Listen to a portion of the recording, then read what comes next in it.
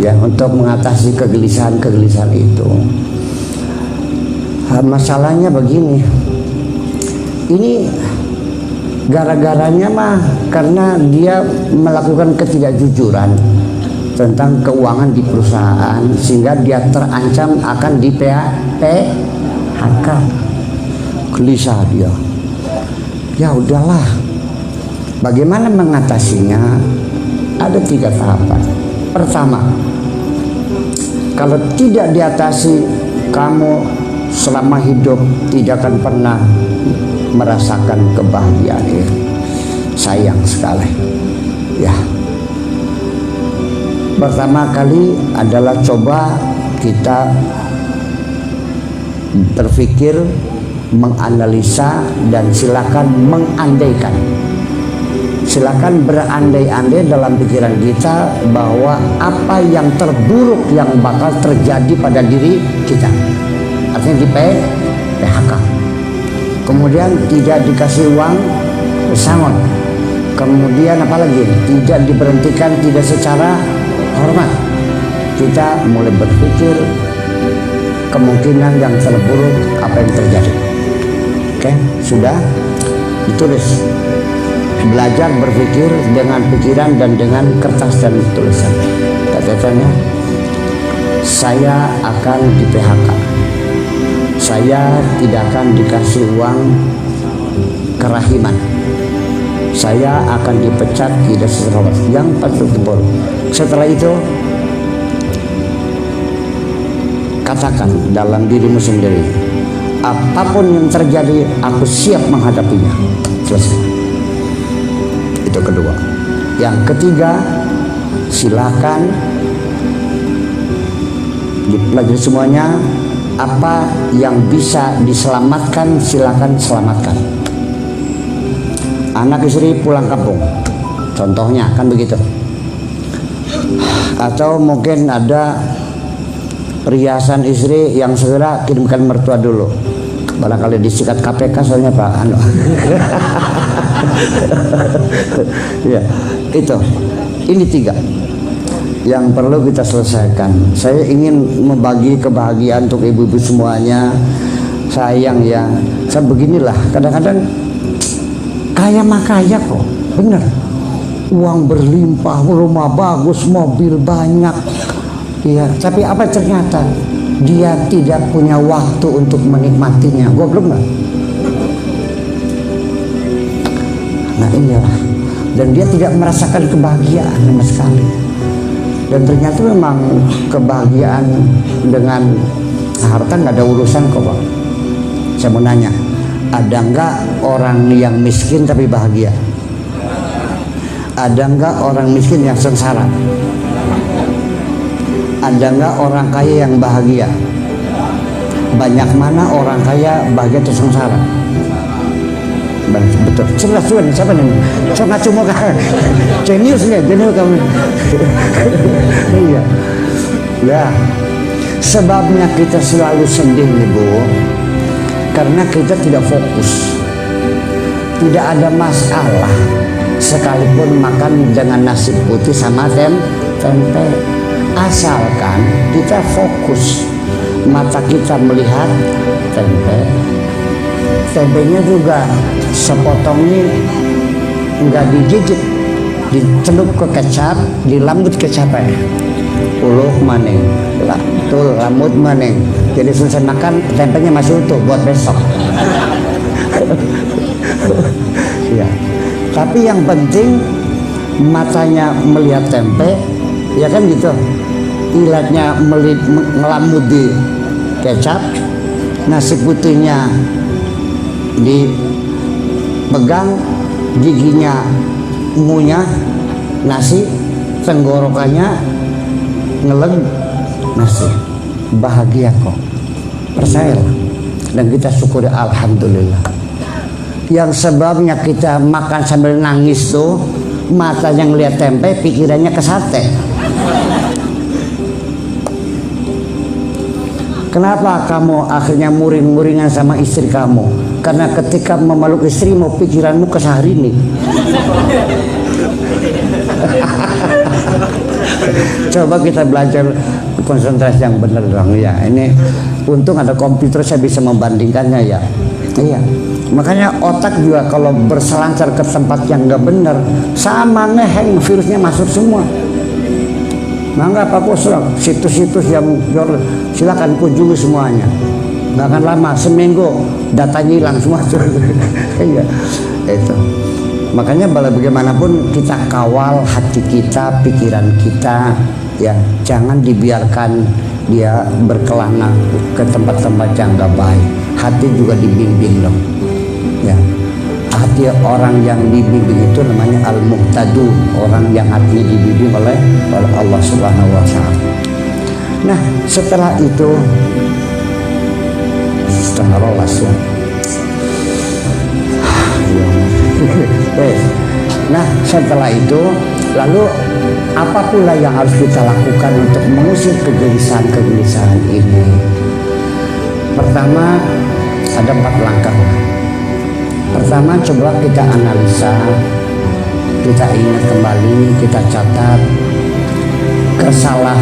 kesalahan apa yang pernah kita lakukan, kemudian apa kira-kira yang menyebabkan kita ini gelisah. Itu dulu sudah jelas semuanya. Tapi begini, ketika kita introspeksi, mengoreksi kesalahan, di situ ada keberatan, ada introspeksi, itu ada kesulitan, yaitu ketidakjujuran. Rahman, ketidakjujuran. Kita kalau metan itu banyak orang gampang bu, kalau metan itu dewek.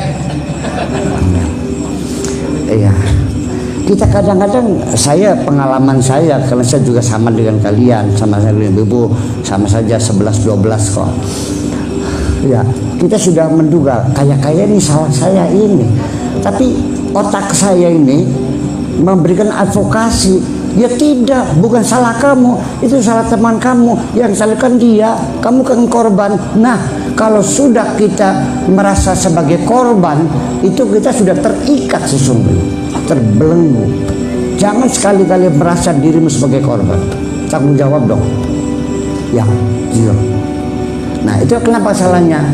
Makanya ke depan kalau berkonsultasi jangan dengan otak, tapi dengan hati. Kalau hati nggak bakal bohong, maka dzabal fuadu ma ra'a, tidak akan bohong hati itu. Tapi kalau kita konsultasi ke otak, otak itu malah memberikan bantuan advokasi, sama dengan pengacara. Minimal meringankan hukuman. Dalilnya di situ kekuatan setan bermain, mencari dalil, mencari pembenaran. Ini pertarungan luar biasa, Pak Jikoman. Pertarungan dalam diri kita luar biasa. Ya, tidak mudah ini jadi orang yang bahagia. Percaya. Nah, kalau sudah clear semuanya, lalu akhirnya kita membuat program langkah-langkah apa yang harus kita lakukan. Itu saja kok. Sama. Apa dulu selesai, bertahap, berdasarkan skala prioritas. Mana dulu, lalu apa, utang bayarin dulu, lalu ini supaya rumah bisa dijual, sertifikatnya harus diambil dari bank dulu, kan gitu. Oke, cari teman, tolong dong nih, ya kan gitu. Tangkap tangan di BRI ini langsung, bisa kan ya? Bisa. Kita punya utang nih, ada pembelinya, daripada dilelang, kita bawa pembelinya langsung berdepan, bawa notaris, bisa kan? Nah, kan selesai. Itu cari temannya. Nah, langkah-langkah terus begini. Jangan kita tenggelam dalam kepanikan yang membuat kita sengsara. Gimana lagi? Sira memilih sengsara aja. Pengen bahagia, bersirane. Ya wis belangga. Bakal dia mesti takon. Fas'alu ahla dzikri in kuntum la ta'lamun. Kalau kamu tanya konsultasi psikologi ke psikiater, bayarannya mahal. Percaya enggak? Habis 10 hektar tuh. Ini kita mah gratis Pak Komar, orang bayar orang. Enggak bayar. Saya betul enggak? Saya berjam-jam saya itu. Ya kadang-kadang ada salaman kerasa kurang boleh kadang-kadang. Itu yang jadi persoalan. Nah, kalau sudah itu baru kita ambil keputusan yang tegas, yang bulat, jangan setengah-setengah. Bener tadi tuh, hebat itu kemarin. Setengah-setengah nggak bakal beres, betul? Itu. Jadi al-qararat al-hasimah, keputusan-keputusan yang tegas pasti. Jangan seperti jangan ada keraguan sedikit juga. Itu. Nah, nanti setelah itu baru kita ambil tindakan praktisnya. Ya, langsung tindakan. Wa idza azamta fatawakkal 'ala Allah. Kalau sudah selesai semuanya, azam namanya. Kita serahkan kepada Allah, apapun hasilnya siap kami hadapi. Itu artinya kita mesti pahamnya dengan jelas bahwa orang cari harta ada jalannya, orang cari ilmu ada jalannya, orang cari kebahagiaan pun ada jalannya, tidak datang dengan sendirinya, ada ilmunya. Tadi bilang, wa may yurid sawabad dunya nutihi wa may yurid sawabal akhirah, sama.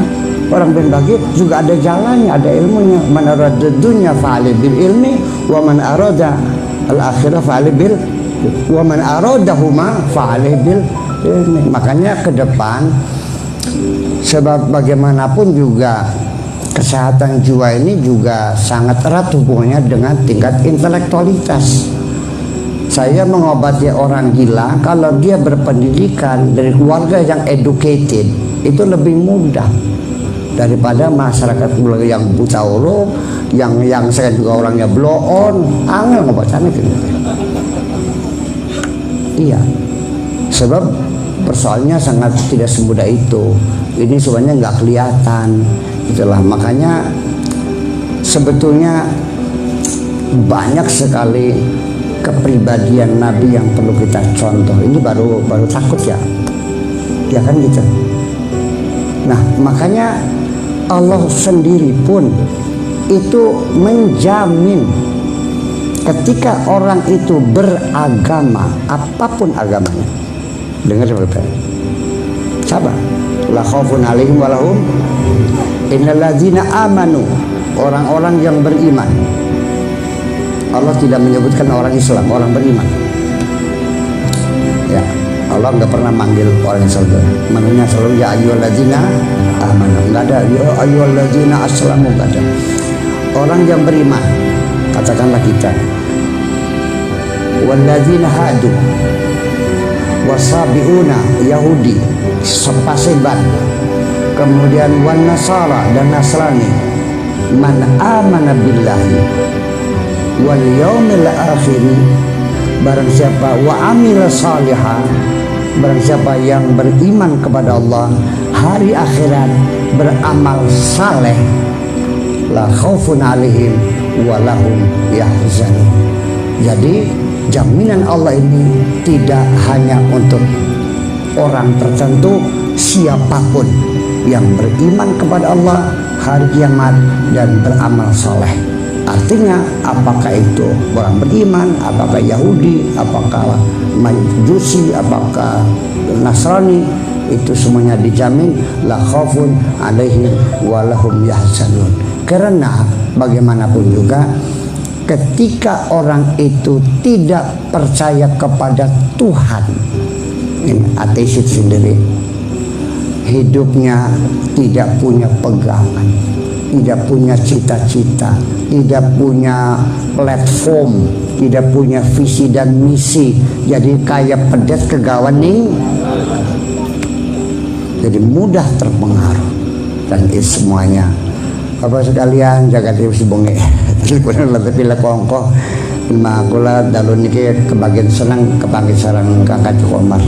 Ya, mudah-mudahan dari itulah yuk kita bahagia Bu ya. Silakan kalau ada masalah-masalah, kemarin kita tentang bad mood dan good mood ya, itu sudah kita jelaskan bagaimana menanggulanginya. Jadi artinya bahwa kita kembali logika, akal, hati, semuanya kita manfaatkan sepenuhnya untuk memahami kehidupan ini, bahwa kita tidak mungkin akan bercerita tentang tasawuf yang biasanya diuraikan secara mitos. Orang kalau nangis nanti air matanya itu jadi malaikat, usah aja lu bodong lah.